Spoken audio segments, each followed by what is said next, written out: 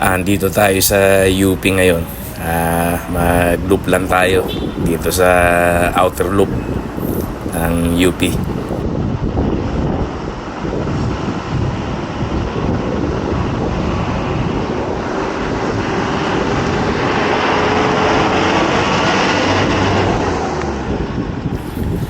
Isa sa magandang padyakan to, itong loob ng UP.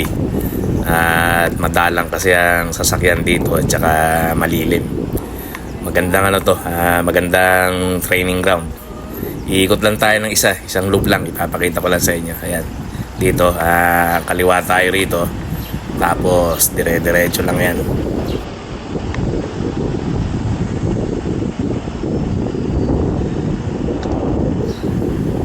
Maraming pumapadyak dito, lalo na kapag holiday, mga weekends. Marami ring jogging, maraming tumatakbo. Kaya kapag weekends and holidays, dito lang ako sa outer loop para hindi natin nakakasabay yung mga nagja-jogging o tumatakbo.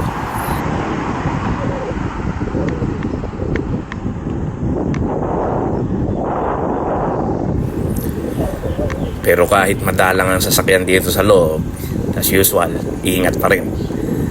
Dahil ako noon, nung nabundol ako ng Isuzu Crosswind, nandito ako sa loob ng UP. Pero mo, nasa loob na ako ng UP, nasa gasaan pa ako.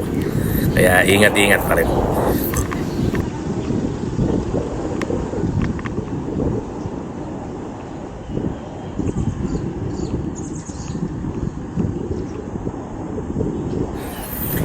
Isa pang maganda dito sa UP, aside from malilim, madalang sasakyan, madaming mabibila ng pagkain. Kumbaga, maraming snack house na mapupuntahan. Hindi mo kailangang magdala o magpao ng pagkain. Tsaka kapag nagte-training ka, hindi mo na kailangang lumayo kapag kailangan mag-replenish. Pagdating dito sa dulo, turn left lang. Tapos dire-diretso lang din to.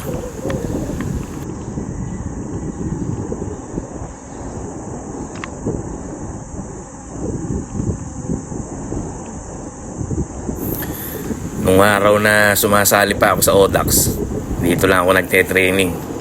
Paikot-ikot lang ako dito sa UP. Kasi nga, dahil malilim, kahit abutin ka ng tanghali, maghapon, okay lang.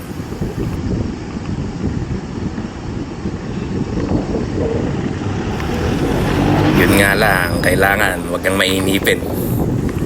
Like kasi minsan ako, kinukuha ko yung Grand Fondo rito.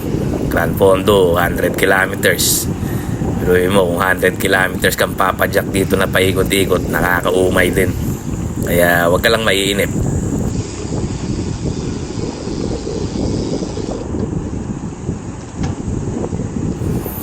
Saka nga pala dito sa loob, may speed limit dito kahit mga siklista, kahit nakabike ka, may speed limit pa rin. Hindi ka po pwedeng rumatrat dito, sisitahin ka ng mga nakabantay.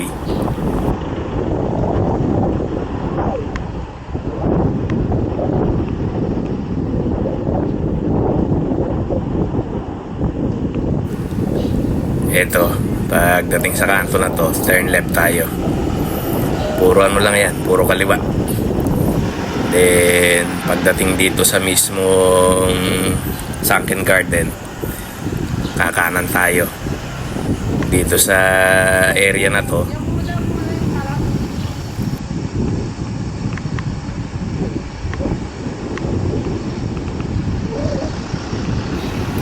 pagdating dito, ayan, makakasabay na natin ang mga jogger at mga runner. So ingat-ingat lang. Dito ka na lang pumadyak sa gawing kanan. At ang mga runner at jogger nandyan sa inside lane.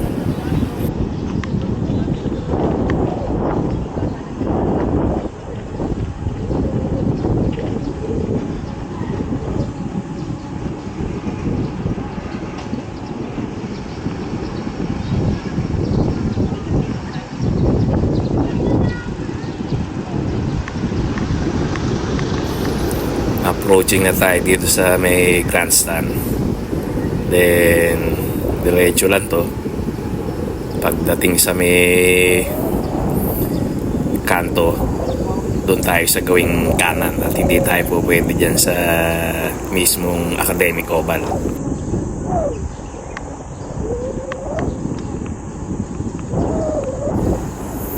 Dito tayo sa right side pupunta at lalabas ulit tayo.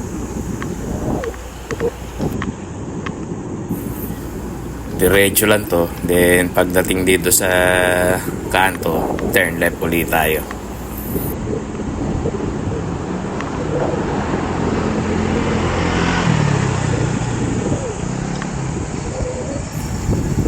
Kaliwa lang tayo dito, tingin-tingin lang. Then ito, isang diretso lang to hanggang doon sa dulo. So medyo downhill, pick up ka ng konting speed dito, pero ingat ha, at maraming humps.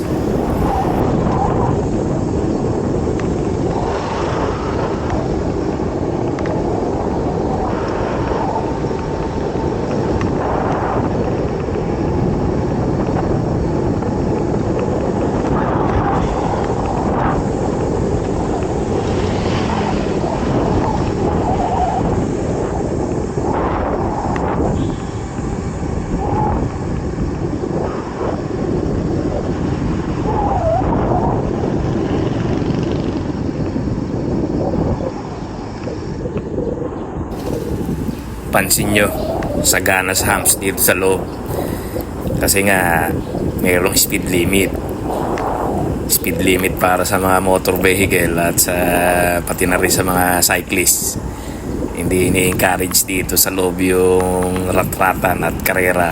Ang ini-encourage dito, chill ride lang. Dahil nga sa maraming nagja-jogging dito, yun ang isa sa iniiwasan, yung magkaroon ng aberya. Kaya pag dito sa loob ng UP, relax ride lang, chill ride lang, papawis lang.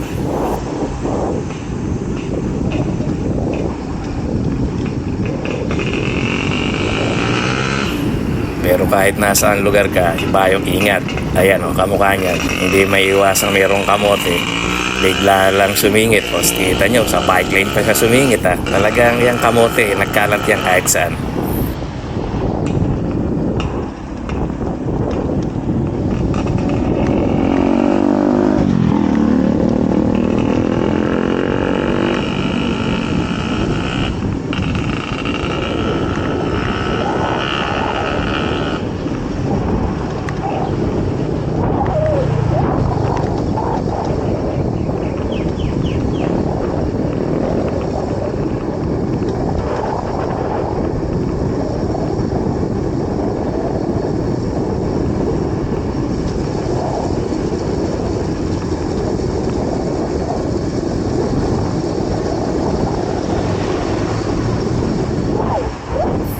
Approaching na tayo dito sa last turn, itong huling kaliwa na to.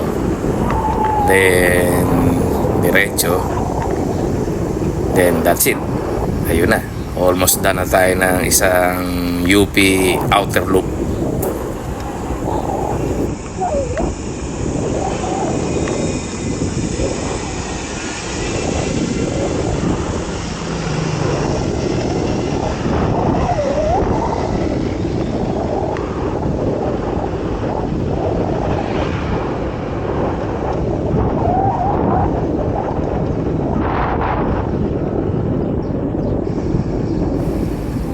Okay, ayun, nakaikot na tayo ng isang loop.